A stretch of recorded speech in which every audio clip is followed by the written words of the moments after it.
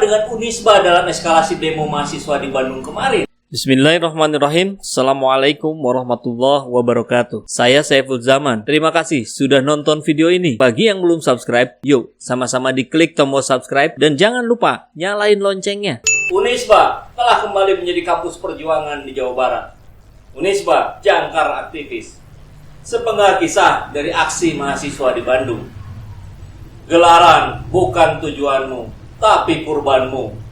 Jaya Islam, bahagia nanti, pastilah nyata.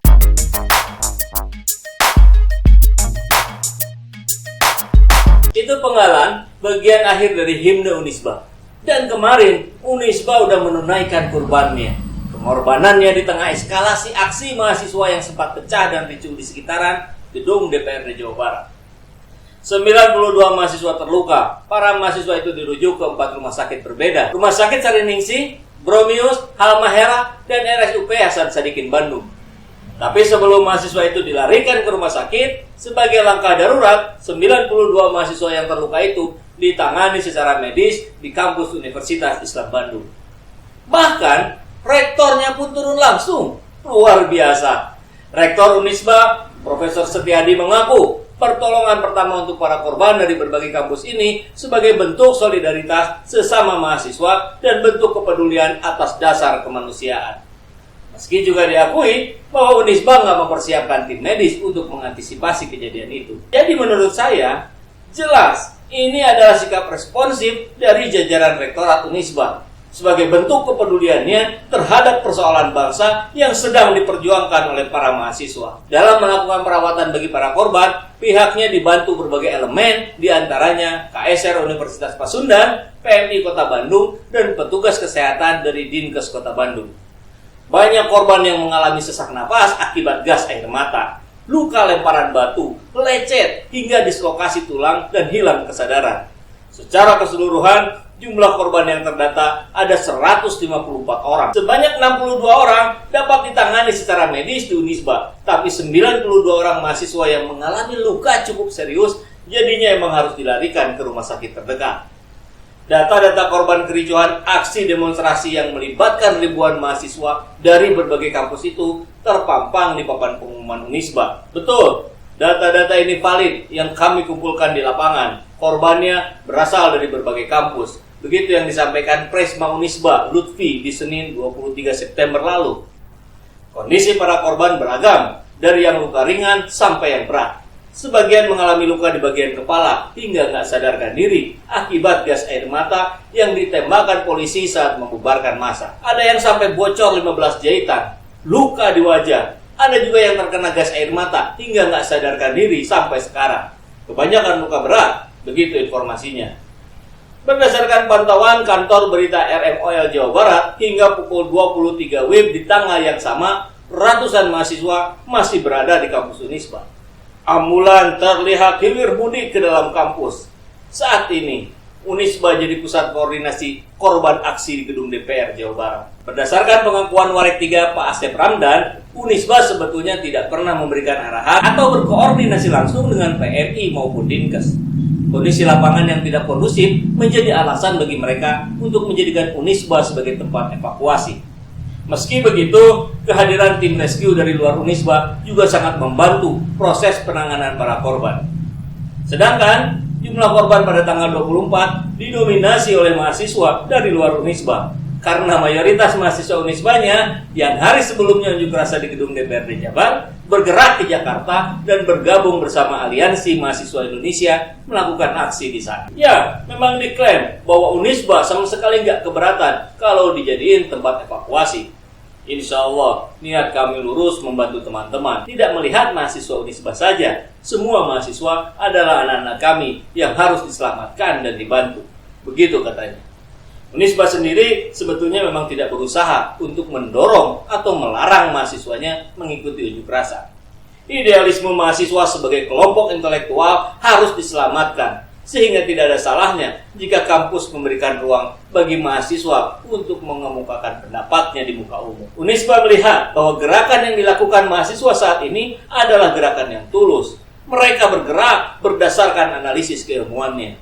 sehingga muncul keinginan untuk memberikan koreksi terhadap kebijakan yang dianggapnya nggak sesuai dengan apa yang mereka pelajari di ruang kelas. Wow, mantap kali. Semoga kampus lain juga sama ya, bentuk perhatian ke mahasiswanya seperti ini. Tapi lucunya, tentu karena kepedulian Unisba terhadap keselamatan para demonstran ini, memang muncul dugaan ada mahasiswa Unisba yang disebut menjadi provokator dalam kericuhan yang terjadi saat aksi tersebut.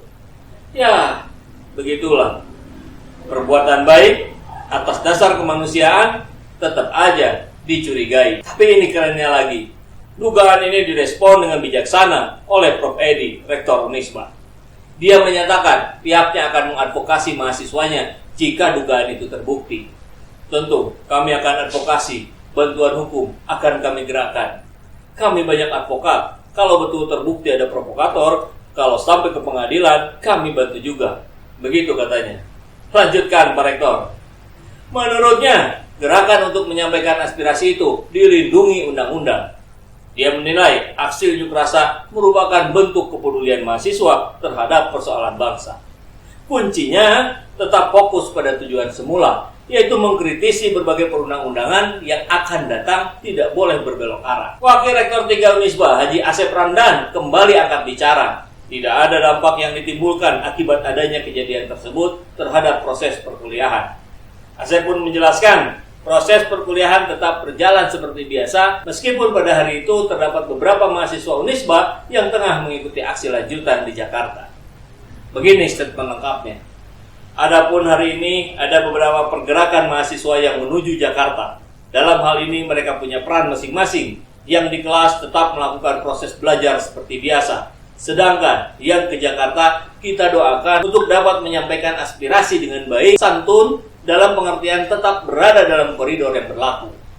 Kita memahami bahwa ke depan bangsa ini akan dipimpin oleh mereka. Jadi biarlah mereka belajar, karena belajar itu tidak selamanya di kelas, tapi juga ada pelajaran di lapangan. Jika mereka mengambil keputusan untuk ke Jakarta, kita hargai, asal tetap berkoordinir dan ada pelaporan. Itu adalah kewajiban intelektual. Saat mereka melihat apa yang terjadi di lapang tidak sesuai dengan apa yang mereka paham. Saya yakin dari ribuan massa yang berdemo, beberapa akan menjadi pemimpin bangsa di 10-15 tahun ke depan.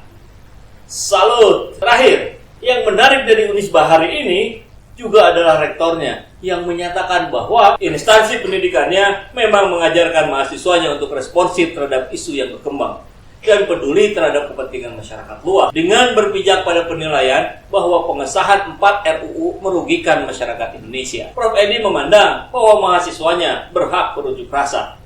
Kami mengajarkan mahasiswa untuk tidak boleh steril terhadap kondisi objektif masyarakat. Jangan jadi mahasiswa kupu-kupu. Kuliah pulang maksudnya ya. Mahasiswa harus peduli dengan penderitaan rakyat. Kondisi bangsa harus ikut memikirkan. Penutup, akhirnya saya buka Wikipedia dan membaca penjelasan tentang Unisba.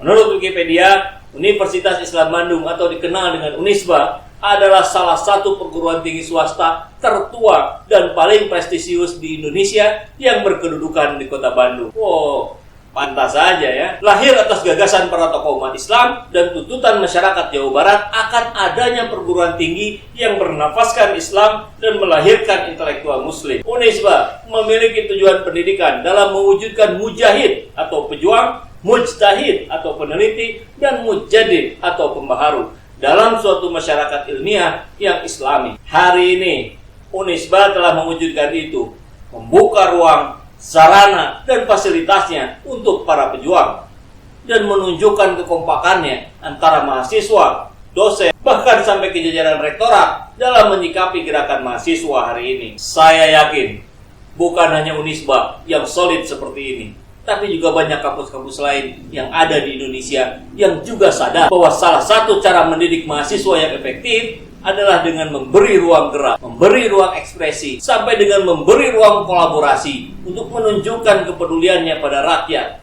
pada kondisi bangsa dan negara. Karena sejatinya mahasiswa, mereka adalah hati dan pikirannya rakyat di negeri ini. Hidup mahasiswa, hidup rakyat Indonesia.